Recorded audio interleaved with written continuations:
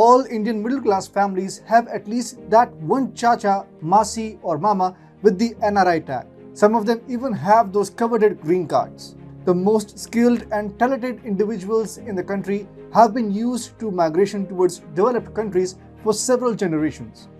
This brain drain has taken a toll on the Indian economy. But not anymore. Brain drain hasn't fully stopped, but a huge part of India's young generation no longer wants to move abroad. Rather, it wants to stay in India and become a part of the glorious startup boom story. Hi and welcome to TFI English, the national and socio-political analysis arm of the TFI Media Group. I'm your host Piyush, and if you haven't subscribed to TFI English yet, please hit the subscribe button and also click on the bell icon to receive all the recent updates. Coming back to the story, let's have a look at how the Indian brain drain problem is slowly coming to a halt. Sundar Pichai of Alphabet Incorporated, Satya Nadella of Microsoft, Parag Agrawal of Twitter, and Arvind Krishna of IBM. There is something common between all these tech experts. They all are Indian origin CEOs. If you do a Google search, you will find many more such famous names. Indian students have a strong propensity for moving out to other countries in order to make a good career. But the present generations may no longer need to go abroad. They are starting their own businesses and getting billions in the form of investments for their startups.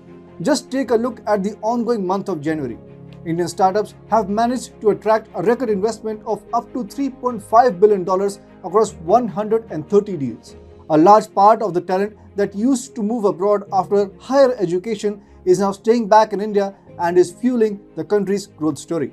Let's explore how these things are changing. I won't start by explaining how many Indians have migrated overseas or how the Indian diaspora has become one of the biggest migrant communities in the world due to relentless migration to countries like the US, the UK or Canada.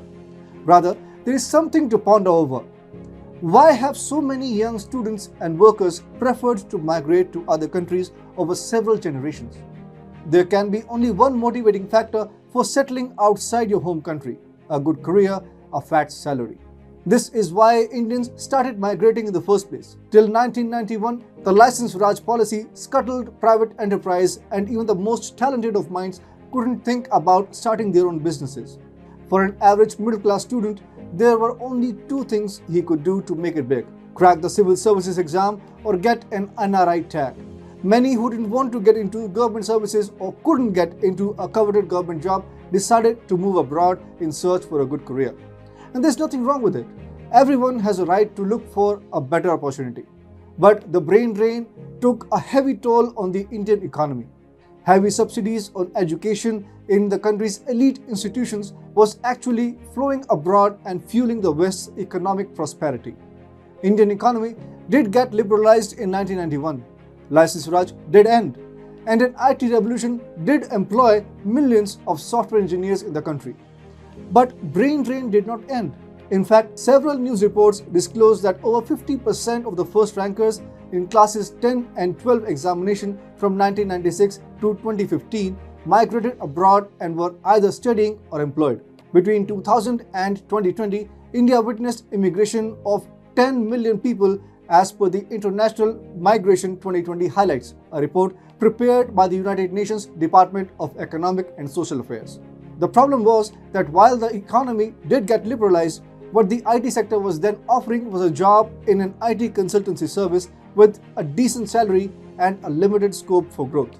India became a software developer.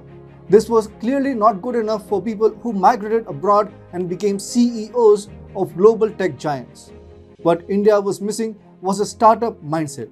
People didn't think of opening an individual business as a plausible idea, and doing something big in technology and innovation wasn't even being considered, and this is changing now. Indian economy has been rising rapidly over the past 20 years. Since 2014, the growth figures have been constantly high. But there is another big change. Startup businesses are driving Indian growth. Take the example of January 2022 itself. There were 4 deals every day and over $115 million were attracted in daily inflows in disclosed deal value. There has been a 6 times jump over the same month last year.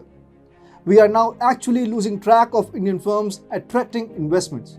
When Indian startups had only started to make a mark in 2010, such deals made the news.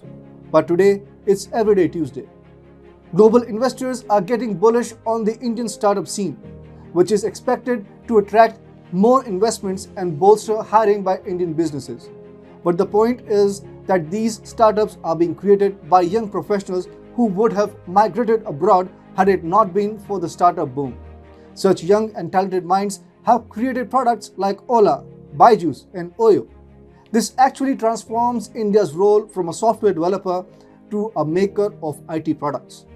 For some Indian students, migrating abroad may still be a career dream, but many brilliant tech experts don't want to move abroad because they can actually start their own business and make it big in India. This is Piyush signing off until the next one.